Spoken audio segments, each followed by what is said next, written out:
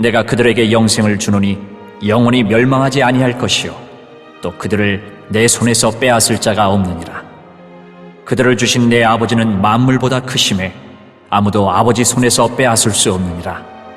나와 아버지는 하나이니라 하신대 유대인들이 다시 돌을 들어 치려 하거늘 예수께서 대답하시되 내가 아버지로 말미암아 여러 가지 선한 일로 너희에게 보였거늘 그 중에 어떤 일로 나를 돌로 치려 하느냐.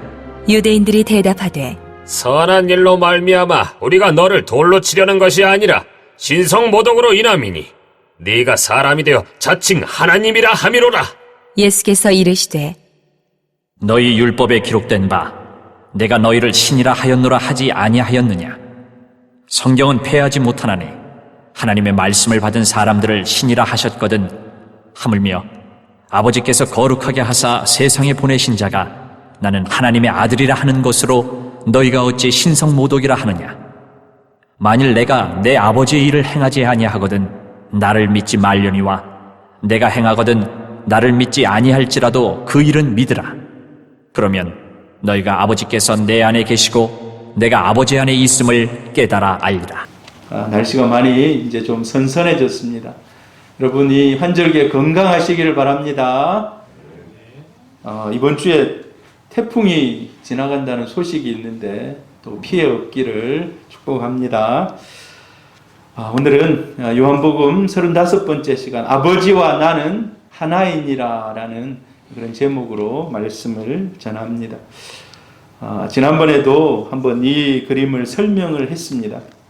예수님 당시 때 예루살렘의 중심에는 성전이 있습니다. 예루살렘 성전이 있습니다. 성전의 조감도입니다. 당시 저렇게 이제 생겼는데 보통은 왕의 행각, 여기서는 이제 왕이 아니면 총독이 사람들에게 무슨 공포를 하거나 무슨 연설을 할 때 이쪽에서 왕의 행각 앞에서 사람들을 모아놓고 연설을 합니다. 보통 이제 랍비나 제사장이나 이런 사람들은 솔로몬 행각 쪽에서 사람들을 모아놓고 연설을 합니다. 오늘 성경에 보면 우리 22절부터 연결되는데요. 사람들이 또 예수님이 솔로몬 성전에 모였다라고 그래요. 자, 솔로몬 성전 동편 쪽에 모여서 논쟁을 합니다. 어떤 논쟁인지 여러분 한번 잘 들어보시길 바랍니다. 사실 제가 이 무슨 설교 제목을 잡을까 고민을 많이 했어요. 중요한 본문이 28절에 보면 내가 그들에게 영생을 주노니. 여러분 우리 모든 성도님들 다 영생의 은혜를 누리는 우리 성도님들 되기를 바랍니다. 예수님께서 하신 말씀 중에 내가 너희들에게 영생을 주노니 영원히 멸망하지 아니할 것이요 또 그들을 내 손에서 빼앗을 자가 없다. 여러분 하나님이 한번 여러분과 저를 구원하시고 손을 잡으시고 은혜의 길로 우리를 이끌어 가시면 빼앗을 자가 주님의 그 능력의 손으로부터 빼앗을 자가 없다는 것입니다. 이 시간 저와 여러분이 주님의 손 붙잡기를 축복합니다. 할렐루야. 지금 이제 솔로몬 성전이 거의 없어요. 남아있지 않아요. 헤롯 성전, 헤롯이 만든 성전 터가 남아있는데 사실 이제 헤롯 성전이 솔로몬 성전 터 위에 지었기 때문에 이렇게 서편에 가면은 이걸 통곡의 벽이라고 합니다. 통곡의 벽. 제가 2011년도에 가봤는데 사람이 뭐 저 때는 특별한 절기 때 저렇게 모여있고 저렇게 많지는 않습니다. 그러나 늘 한 3분의 1 정도, 저 인원의 3분의 1 정도는 모여서 기도를 해요.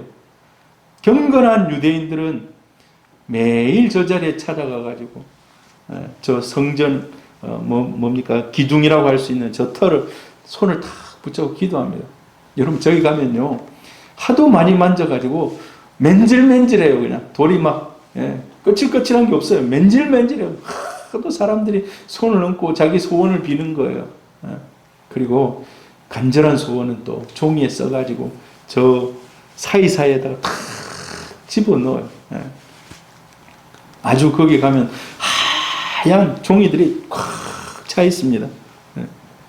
기회가 되시면 우리 성도님들 한번 좀 같이 이 성지답사 가면 참 좋겠어요. 자, 그런데 이 오른쪽에서 이제 앞쪽에서 저쪽으로 쭉 찍은 사진에 보면 그럼 제일 앞에 촛대가 있습니다. 예. 빛을 밝히는 촛대가 저렇게 딱 상징을 하고 있어요.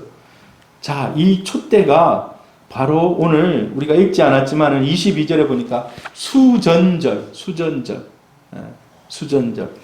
자, 수전절에 대해서 제가 잠시 얘기합니다. 이거 이제 이쁘게 이렇게 지금도 집집마다 가면 수전절이 되면 사실 수전절이요 성탄절 주간입니다. 성탄절 우리가 보내는 성탄절 주간 그 8일이 이 사람들은 수전절 기간인 거예요. 이스라엘 사람들은 참 희한해요. 한번 명절을 쉬면은 7일씩 막 일주일씩 쉬는 거예요. 우리는 가끔 뭐 추석 때 아니면 설 때 명절을 맞이하면 막 4일이 걸릴 때도 있고 5일이 걸릴 때도 있고 직장인들이 하루라도 더 걸리면 아싸 하면서 야, 좀 더 쉴 수 있다고 좋아하죠. 이스라엘 사람들은요 한번 딱 쉬기 시작하면 일주일 다 쉬어요. 6월절도 그렇고 뭐 이런 집에서 그때 이 불을 밝힙니다. 그래서 수전절은 다른 의미로 다른 말로 빛의 축제라고 합니다. 빛의 축제. 매일 저기다가 초를 하나씩 몇 개나 되겠습니까? 저 8개, 9개 됩니까? 저기다 초를 하나씩 딱 해가지고 매일 저 촛불이 다 탑니다. 초 상당히 많이 필요하겠죠. 일주일 내도록 집에 8일 동안 매일 9개씩을 저렇게 태우다 보면은 자, 그런데 이 유래가 있습니다. 유래가 이스라엘 백성들이 사실 이제 바벨론 포로로 잡혀가고 나라를 잃고 하는 이런 와중에 하나님이 다시 돌아오게 하시는 포로 귀환의 역사를 1차, 2차, 3차 때 포로 귀환을 합니다. 이 사람들 얼마나 그 감격 가운데 이스라엘로 돌아와가지고 하나님께 예배드리고 그리고 그들의 목표가 하나 있었어요. 우리가 이렇게 포로로 잡혀가고 나라가 망한 것은 우상을 숭배하고 하나님을 떠났기 때문이다. 그래서 이제 우리는 이 땅에 돌아와서 새로운 나라를 세우는데 사실 독립국가는 아니에요. 그 사이에 바벨론에서 페르시아로, 페르시아에서 헬라로, 헬라에서 로마로 자꾸 나라가 막 바뀌어요. 로마는 이제 나중에 이제 바뀌었습니다만은 이 전쟁 이후에 로마로 나중에 나라가 바뀝니다만은 나라가 자꾸 이렇게 막 다른 왕조들이 바뀌고 하는 사이에 헬라, 지금으로 얘기하면 그리스입니다. 그리스가 유럽을 통치할 때가 있었습니다. 알렉산더가 그 유럽에서부터 저 인도까지 거의 10년에 걸쳐서 쫙 정복을 했거든요. 그리고 본인이 빨리 죽어버려요. 빨리 죽어버리는데 나중에 그 나라가 4개로 나누어집니다. 그 중에 한 나라 중에 시리아가 이제 바로 유대 나라를 관할합니다. 시리아가 유대 나라를 관할해요. 근데 이 시리아 안티오코스 에피파네스가 상당히 야심가입니다. 야심가. 헬라가 4개 나라로 나누어져 버렸거든요. 그러니까 다시 헬라 왕국의 나라를 하나로 통일해야 되겠다. 그때 이제 알렉산더가 죽으면서 장수들 4명으로 이렇게 통치를 하도록 다 나누어줬는데 이 야심가인 안티오코스가 아니다. 다시 이 나라를 통합해야 되겠다. 해가지고 막 전쟁을 해요. 근데 전쟁을 해서 계속 지는 거예요, 보면. 그래 이제 자기가 곰곰이 생각해 봅니다. 우리가 참 전쟁을 하는데 군사력도 우위에 있고 한데 왜 질까? 여러분, 안디오커스가 자기 도시를 지어요. 자기 이름의 도시를 지어요. 그 도시의 이름이 안디옥입니다. 안디옥이라고 들어보셨죠? 안디옥 교회도 있고 그렇지 않습니까? 자기 이름을 따서 이렇게 도시를 짓는데, 자, 그 자기의 속한 나라들을 이렇게 살펴보니까 유대인들만이 독특하게 유일신을 섬기면서 자기들이 섬기는 신을 인정을 안 하는 거예요. 사실 그때 제일 흐름이 제우스를 섬기는 겁니다. 제우스. 여러분 제우스 압니까? 다신 사상 여러 가지 신을 섬깁니다만 그 중에서도 제우스를 섬겨요. 제우스. 근데 보니까 유대 사람들은 제우스를 절대 인정을 안 하는 거예요. 그래서 자기가 전쟁에 졌다고 생각하는 거예요. 아, 내가 다스리는 나라 안에 제우스를 인정하지 않고 신들의 왕이라고 하는 제우스를 인정하지 않고 다른 뭐 여호와를 섬기는 이런 사람이 있는데 안 되겠다. 저 나라를 내가 먼저 벌을 내리고 그 다음에 헬라에 흩어져 있는 네 나라를 다 통합해야 되겠다. 그리고 대대적으로 BC 170년경에 아직 이때는 로마는 아직 일어나지 않았습니다. 로마가 뭐 세계를 정복하기 그 이전이에요. 그래서 170년경에 이 유대를 공격해가지고 많은 포로들을 잡아가고 박해하고 그 중에 성전을 파괴를 합니다. 성전 안에 들어와요. 마치 교회 안에 들어와가지고 불상을 막 놔놓는 거예요. 교회 안에. 지금 우리는 십자가가 요 앞에 있지 않습니까? 근데 십자가를 떼서 없애버리고 불상을 놔놓고 거기다가 막 다른 신을 섬기게 하고. 이스라엘 사람들, 여러분 돼지고기 좋아합니까? 구약 시대의 이스라엘 사람들은 돼지고기를 싫어합니다. 부정한 동물이라고 생각해요. 부정한 동물. 그래서 가까이 하지도 않고 키우지도 않고 먹지도 않아요. 근데 돼지를 잡아가지고 돼지를 가지고 하나님 앞에 막 제사를 드리는 거예요. 원래 구약 성경에 보면 하나님 앞에 제사 드리는 것들이 기록이 되어 있어요. 흠없는 숫소, 그 다음에 양, 비둘기, 아니면 밀을 잘게 빻아가지고 가루를 내가지고 그걸 불태워서 하나님께 드리거든요. 근데 돼지를 잡아가지고 돼지 막 잘라가지고 불태워가지고 드리는 거예요. 자, 이스라엘 백성들이 생각할 때 바벨론 포로 잡혀갔을 때 제일 그 사람들이 회개한 것이 우리가 하나님 앞에 우상 숭배했기 때문에 나라가 이렇게 망했습니다라고 생각하고 있는데 지금 성전 한가운데서 그런 막 돼지를 가지고 막 제사를 드리고 돼지 머리를 앞에다 놓고 막 절을 하고 이러니까 이건 도저히 참을 수가 없는 거예요. 여러분 지금 저도 이제 배를 탈 때 보면 적도를 지날 때 적도제를 지내요. 적도제. 근데 적도를 이제 지날 때도 있고 안 지날 때도 있고 싱가포르까지 내려가면 적도를 통과하면서 내려가는 거거든요. 근데 싱가포르 갔다가 저 위로 올라가면 이제 뭐 유럽 쪽으로 가고 아니면 미주 쪽으로 이렇게 해서 넘어가는데 그러면 선장님이 예수 안 믿는 선장님은 조리장한테 꼭 얘기를 해요. 요번에 잘생긴 돼지머리 하나 사세요. 직접 가서 사세요. 이제 그런 게 이제 미신이 있는 거예요. 그럼 이제 적도쯤 오면은 성도가 아니라 이 선원들 다 올라오라 해가지고 거기다 절하라고 하는 거예요.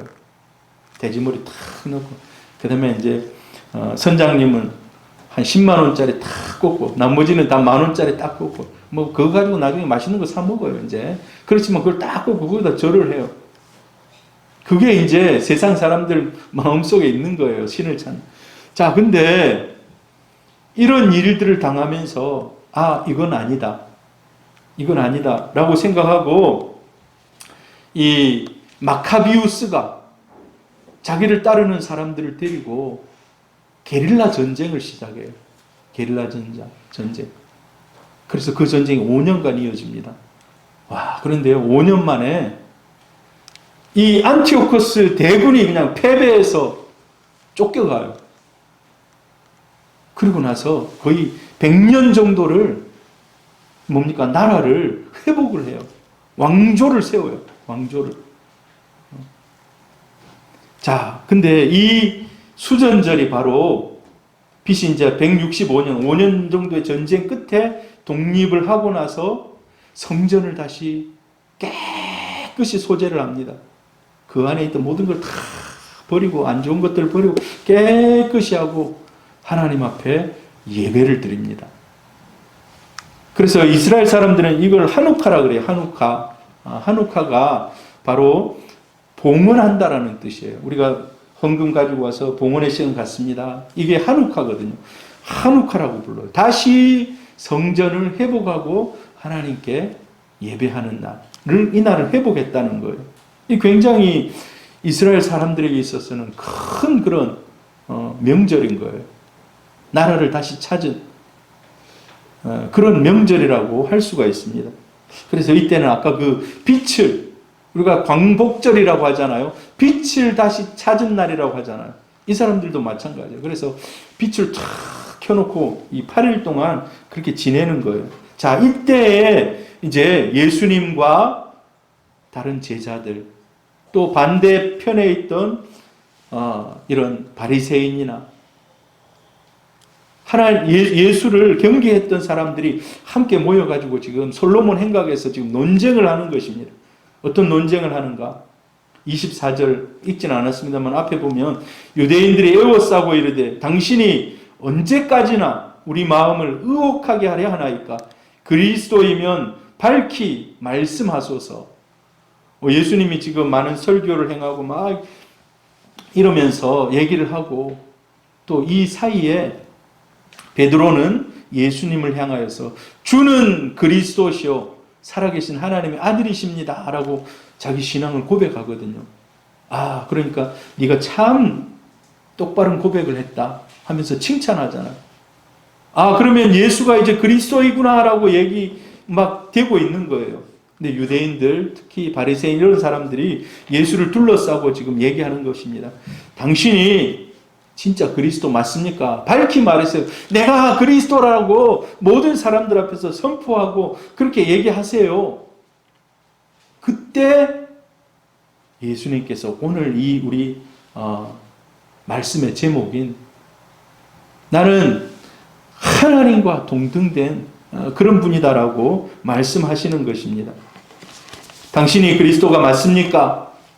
정말 그리스도라면 우리를 의혹에 빠뜨리지 말고 밝히 말씀해 주세요. 밝히 이리저리 말을 돌리지 말고 밝히 말씀해 주세요. 그때 예수님 뭐라고 얘기하는가? 내 양은 내 음성을 듣고 나를 따른다. 내 양은 이미 인정하고 나를 따르고 있다. 이미 주는 그리스도시요 살아계신 하나님의 아들이라고 이미 따르고 있다. 단지 너희가 지금 내 양이 아니므로 내 음성을 듣지 못하고 있구나. 여러분의 마음을 열어서 예수를 주로 시인하시는 성도님들 되기를 바랍니다. 시인하는 성도는 바로 주님의 양이라는 거예요. 주님의 양이라는 거예요. 그러면서 너희는 내 양이 아니므로 내 음성을 듣지 못하고 있구나. 이 말은 여러분 어떤 것 같습니까? 내 양이 아니다. 이게 예정론을 설명하는 부분일까요? 하나 예정론이라는 것은 이미 정해놨다는 거예요. 정해놨다는 거예요. 아, 하나님의 아들, 다음에 이 사람은 언제쯤 되면 주께로 돌아올 것이다 라고 다 정해놨다는 거예요.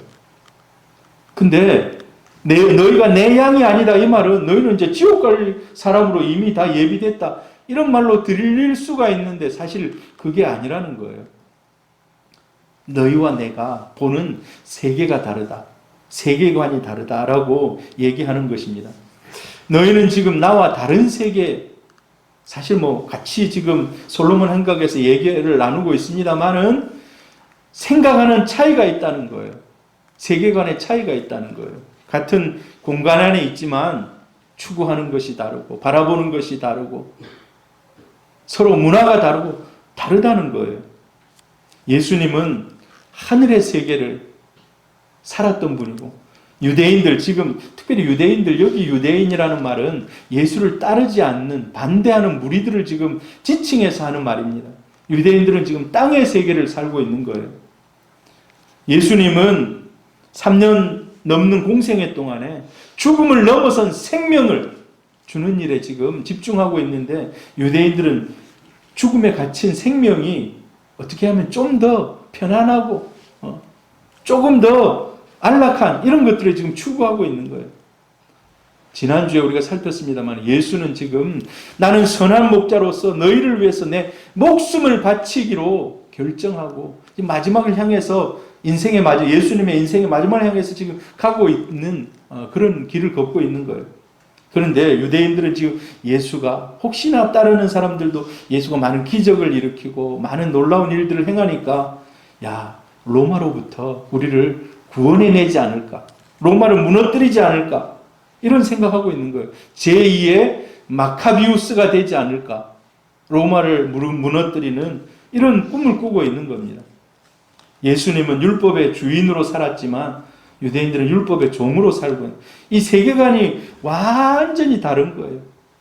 생각이 완전히 다른 거예요. 여러분, 우리가 사람을 만나서 얘기해 보면 저 사람은 완전히 딴판이구나, 완전히 다른 세상을 살고 있구나, 마치 지금 예수님과 유대인이 그런 차이를 보이고 있는 거예요. 지금 못 알아보는 거예요. 여러분, 한 집에 같이 살아도 생각이 완전히 다릅니다. 남편이 생각하는 거, 아내가 생각하는 거, 자녀들이 생각하는 거. 그래서 그 사이에 막 논쟁이 일어나기도 하고, 내가 가지고 있는 것을 자녀들에게 주입시키려고도 하고 막 이러잖아요. 그러면 이제 막 서로 싸움도 일어나고.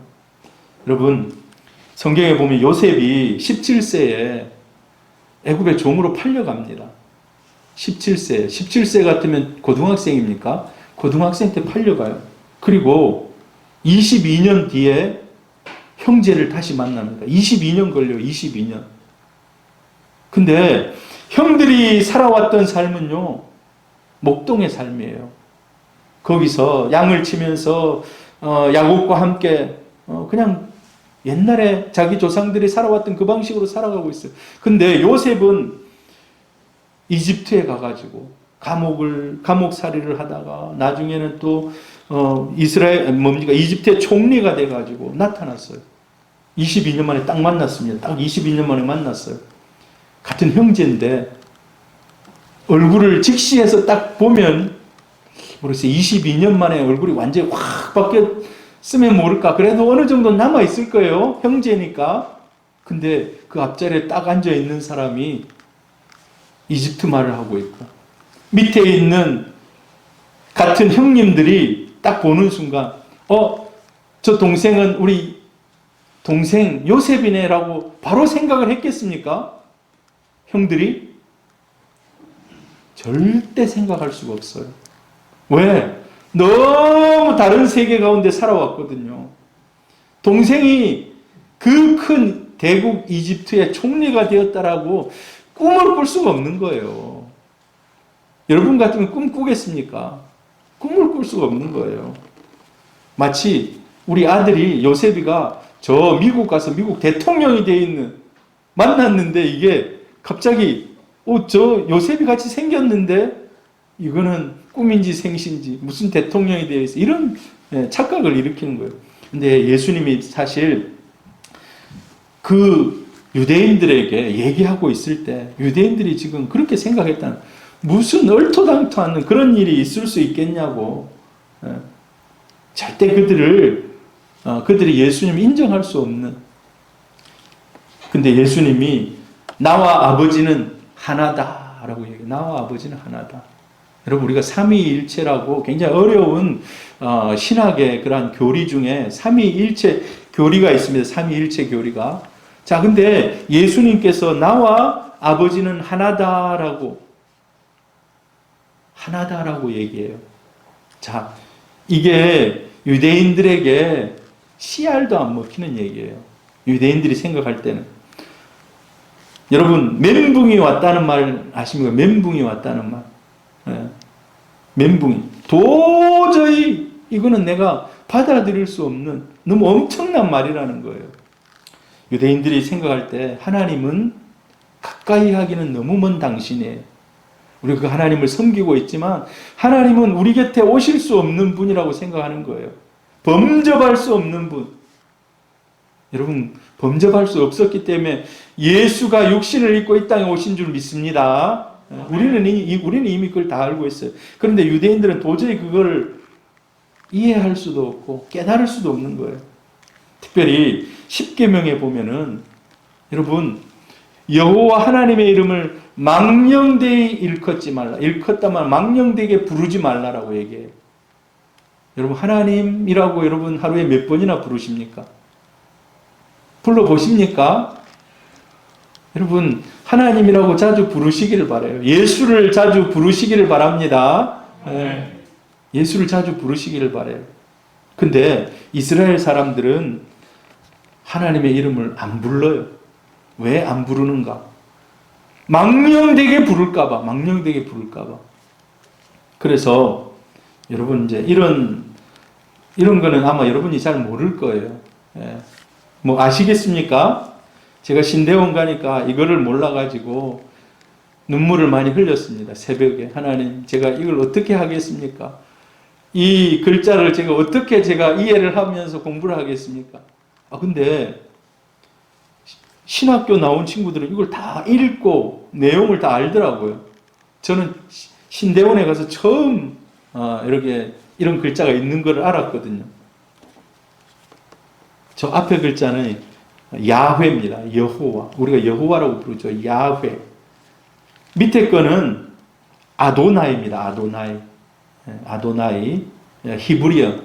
오래된 고어 히브리어인데, 자, 하나님을 모세오경에 여호와로 많이 나타나요.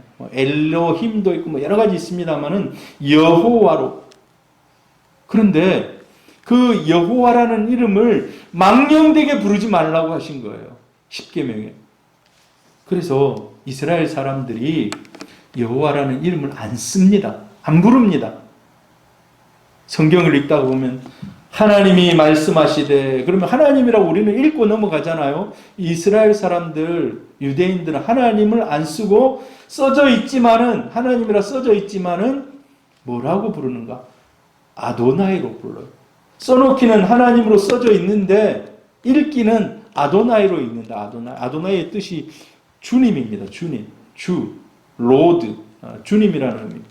그래서 쭉 읽다가, 여러분 구약 성경 쭉 읽다가 하나님이라고 나와 있는 뭐 이런 글들이 있잖아요. 그러면 쭉 읽다가 열흘 후에 여호와께서 나발을 치심에 그가 죽으니라. 이 성경을 읽을 때 열흘 후에 아도나이께서 나발을 치심에 그가 죽으니라. 이렇게 읽는다고요. 혹시나 내가 잘못 하나님의 이름을 불러서 망령되게 불렀을까 싶어가지고.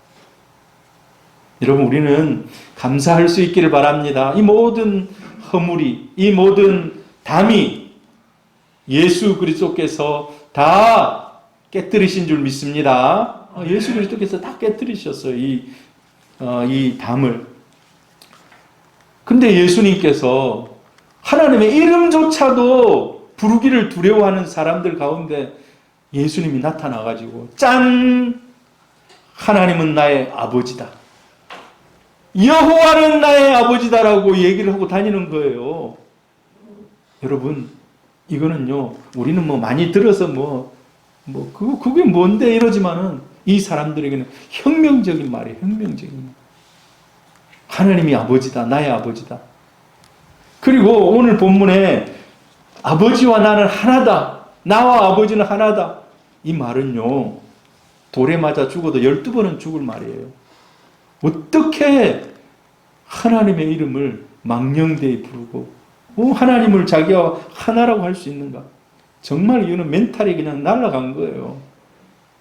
그래서 예수를 죽이려고 막 길을 쓰고 죽이려고 하는 거예요. 지금 막.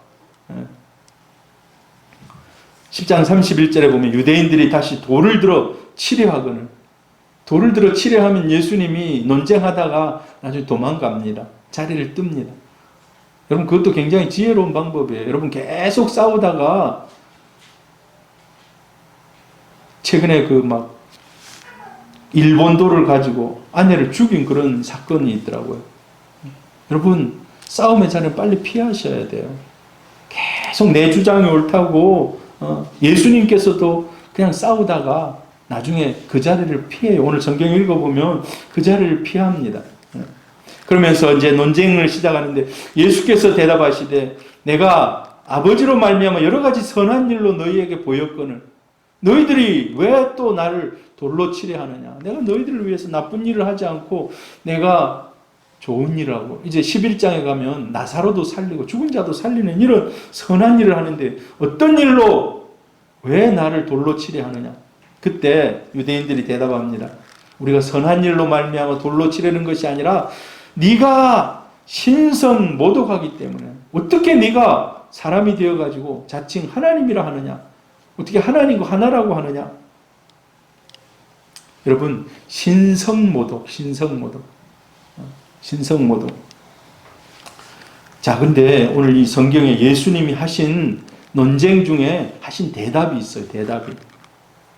그 대답을 우리가 한번 쭉 살펴봅니다. 근데 그 대답을 쭉 살펴보면요.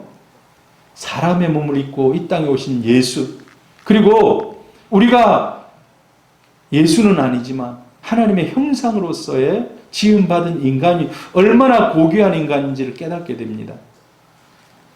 요한복음 10장 34절 같이 한번 읽어볼까요? 시작. 예수께서 이르시되 너희 율법에 기록된 바 내가 너희를 신이라 하였노라 하지 아니하였느냐. 성경은 폐하지 못하나니 하나님의 말씀을 받은 사람들을 신이라 하셨거든. 하물며 아버지께서 거룩하게 하사 세상에 보내신 자가 나는 하나님의 아들이라 하는 것으로 너희가 어찌 신성모독이라 하느냐. 예수님이 신성모독, 나는 신성모독의 죄를 범하지 않았다. 그러면서 이제 예를 들어 말씀하는 거예요. 시편 86편 8절을 인용합니다. 우리가 잘 아는 말씀이에요. 같이 읽어보면 시작. 주여 신들 중에 주와 같은 자 없사오며 주의 행하심과 같은 일도 없나니다.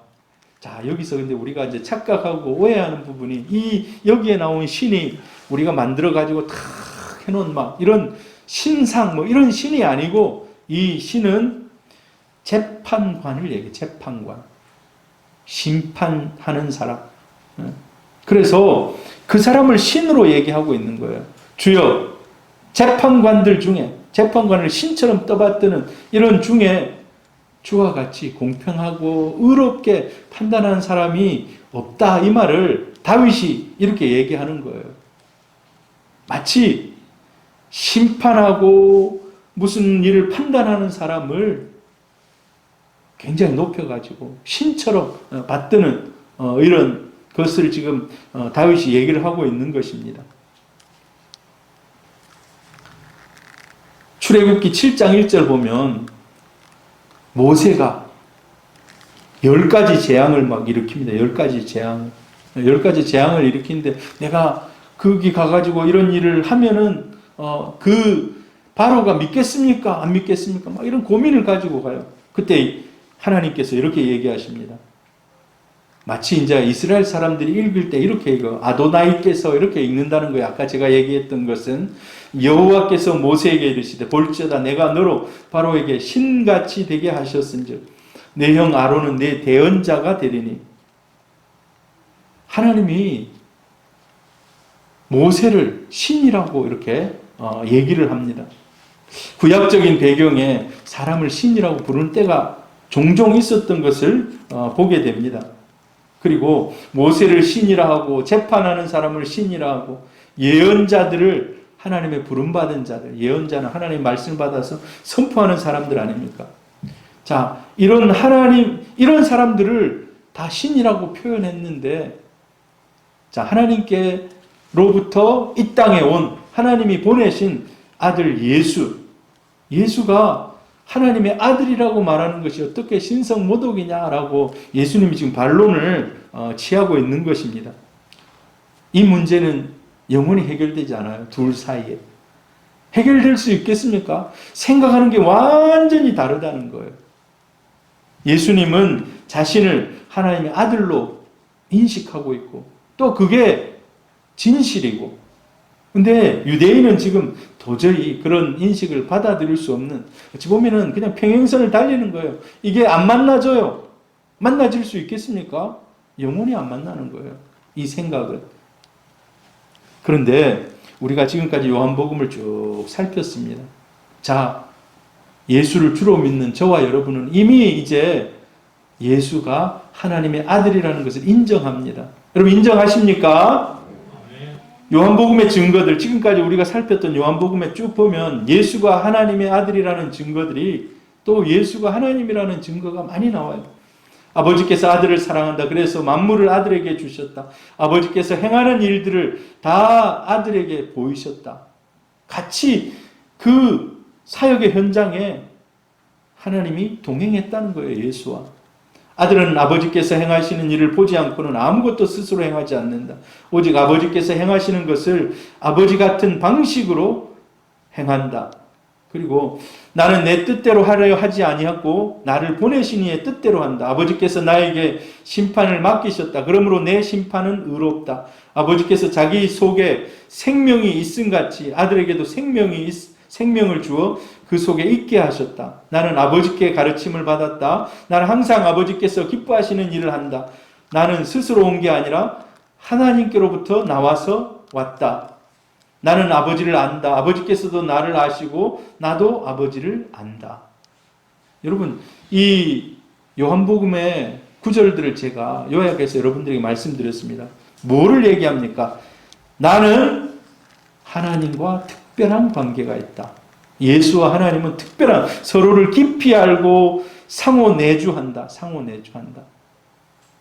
그래서 결론은 오늘 본문의 말씀, 나와 아버지는 하나이다 라고 말씀합니다. 근데 유대인들은 도저히 인간이 하나님이 되는 것을 용납할 수 없거든요. 근데 유대인들이 생각한 것은 엄격한 하나님으로만 하나님을 생각하는 겁니다. 여러분, 하나님이 엄격하기만 한 하나님이실까요? 맞습니다. 하나님은 엄격한 하나님입니다. 그러나 그것은 하나님의 한 단면이고 또 다른 면은 하나님은 사람처럼 친근하시고 인애를 베푸시고 사랑이 넘치는 분이라는 것입니다. 오히려 하나님은 사랑으로 충만한 분인 줄 믿습니다. 하나님은 사랑으로 충만한 분이에요. 사람이 도달하지 못할 절대자인 것은 맞습니다. 하나님이. 그런데 뿐만 아니라 동시에 사랑과 함께 하시는 분, 사랑과 협력하시는 분이라는 겁니다. 창세기 1장 26절에 가면 이제 하나님이 모든 부분들을 다 준비해 두시고 세상을 준비해 두시고 인간을 만드십니다. 한번 창세기 1장 26절 같이 한번 읽어볼까요? 시작. 하나님이 이르시되 우리의 형상을 따라 우리의 모양대로 우리가 사람을 만들고 그들로 바다의 물고기와 하늘의 새와 가축과 온 땅과 땅에 기는 모든 것을 다스리게 하자 하시고, 여기 보면 주목해 볼 성경 구절이 우리의 형상을 따라 우리의 모양대로 사람을 만들자. 여러분, 사람의 모양 속에는 하나님의 형상이 있다는 거예요. 사람의 형상을 따라 하나님의 형상을 따라 사람을 만들었다는 겁니다. 그래서 하나님이 처음에 인간을 만드셨을 때, 자, 너희는 유대인처럼 하나님만 섬기는, 하나님만 예배하고 하나님을 두려워하는 이런 존재로만 만든 것이 아니라는 겁니다.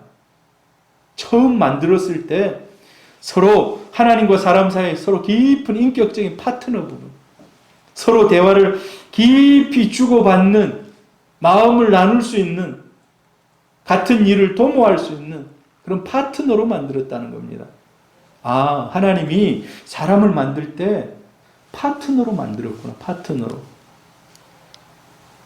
그래서 처음에 하나님의 계획은요, 사람은 하나님의 동역자였습니다.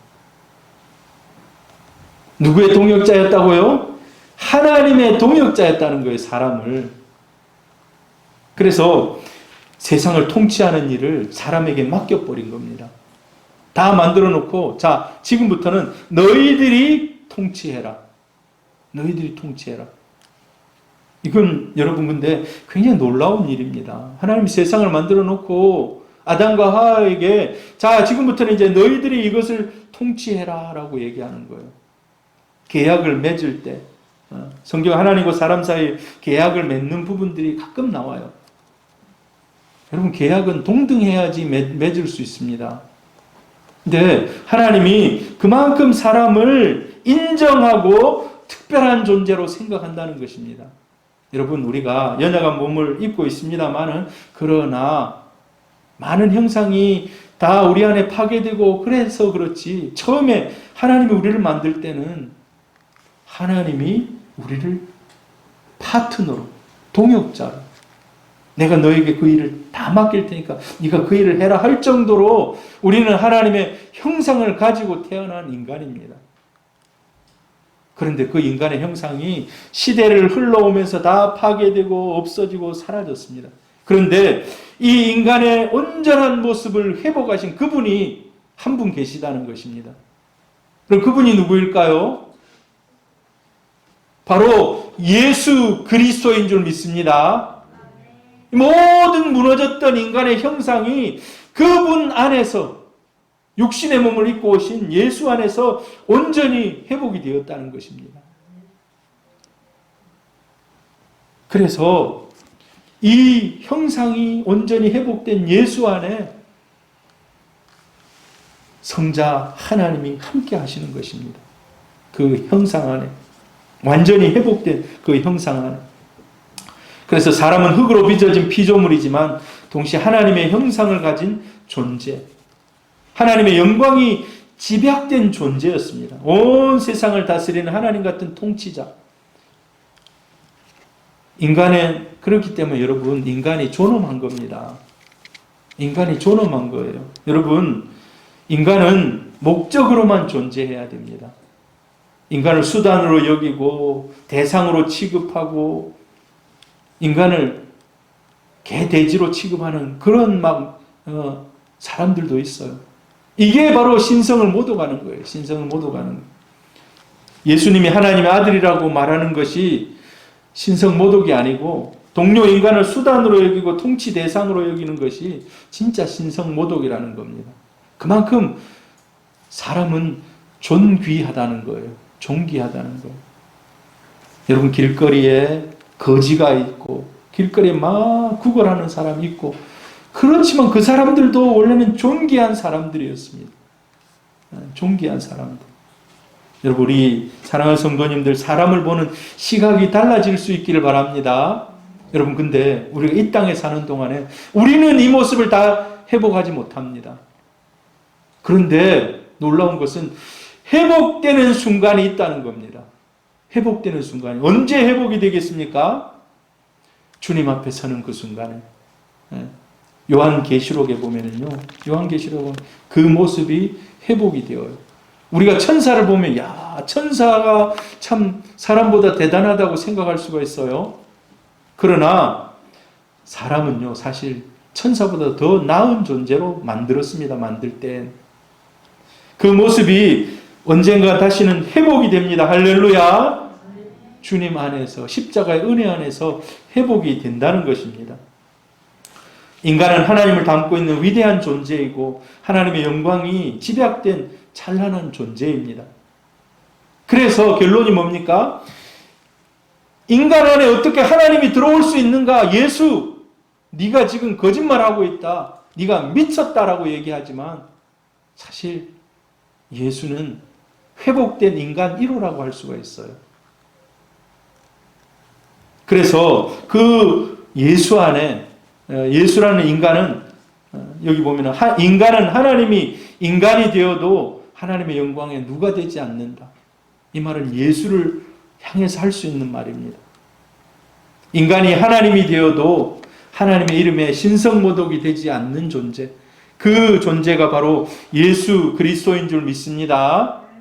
근데 죄와 여러 가지 부패한 속성을 가지고 있는 저와 여러분이 난 하나님 같은 존재다 라고 얘기하는 것은 조금 어불성설해요. 우리는 좀 더 기다려야 합니다. 언제까지? 하나님 앞에 서서 우리 육신의 연약함을 벗어버리고 고린도전서 15장에 나온 부활의 그 순간, 우리는 그런 것들을 누리게 될 것입니다. 그래서 우리는 인간의 몸을 입고 오신 예수지만은 예수는 삼위일체 하나님으로 믿습니다. 삼위일체, 성부 하나님, 성령 하나님, 성자 하나님, 육신의 몸을 입고 오신 예수, 이분이 성자 하나님. 그래서 나와 하나님은 하나다라고 하는 공식이 성립하게 되는 것입니다. 예수 안에 이 하나님의 속성이 인간의 몸을 입고 있지만 그대로 그 안에 있었던 줄 믿습니다. 그래서 예수님이 말씀하시면 말씀하는 대로 되는 거예요. 하나님의 속성이 그 안에 있기 때문에. 여러분, 오늘 설교가 조금 어려울 수 있어요. 과연 인간이 하나님인가? 그러나 예수는 인간의 몸을 입고 온 하나님이신 줄 믿습니다. 나와 아버지는 하나다. 그래서 오늘 제가 얘기했잖아요. 내가 그들에게 영생을 주노니. 여러분, 영생을 줄 수 있는 분이 하나님이신데 예수가, 삼위 하나님 예수가 그들에게 영생을 줄 수 있다는 거예요. 하나님이시기 때문에. 나와 하나님은 하나이기 때문에.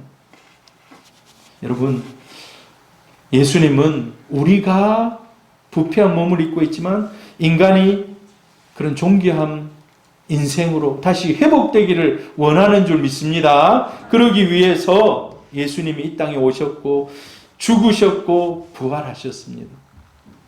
주를 믿는 저와 여러분이 이 고귀한 이 예수를 닮아가는 인생들 되기를 바랍니다. 우리 몸을 여러분 그래 우리가 잘 간수를 해야 돼요. 유대인들은요, 죽으면은 반드시 그 죽은 시체를 찾아요. 시체를 못 찾으면 장사를 안 지내요. 왜 그렇습니까? 이 사람들은 또 조금은 뭐 우리하고 다른 사상입니다만 그 몸을 그대로 가지고 부활 때 다시 그대로 그 몸 속에 태어날 거라고 생각하고 있는 거예요. 우리하고 조금 생각이 다른데. 예. 여러분, 오늘 여러분들이 하나님을 온전히 담아내는 우리 사랑하는 성도님들 되기를 바랍니다. 예. 신이라고 불리기에 전혀 손색이 없는, 하나님이 생각할 때 인간은 그런 존재였다는 것입니다. 이 모습을 회복할 수 있기를 주의 이름으로 축복합니다. 우리 한번 이 시간 기도합시다. 기도할 때 하나님, 예수님께서는 그런 고귀한 그러한 삶을 회복하신, 그리고 언젠가 우리도 부활의 때에 그런 것을 회복할 것이라고 우리에게 말씀하셨는데, 하나님, 우리가 우리 자신을 잘 경건하게 거룩하게 준비할 수 있도록 도우시고, 또 우리의 삶 가운데 하나님의 영광이 드러나는 그런 통로가 되게 해 주옵소서. 그리고 우리가 예수는 그리스도라고 하는 이 믿음 위에서 우리 신앙을 잘 키워갈 수 있도록 하나님의 은혜를 더하여 주옵소서. 이 시간 잠시 한번 기도합니다.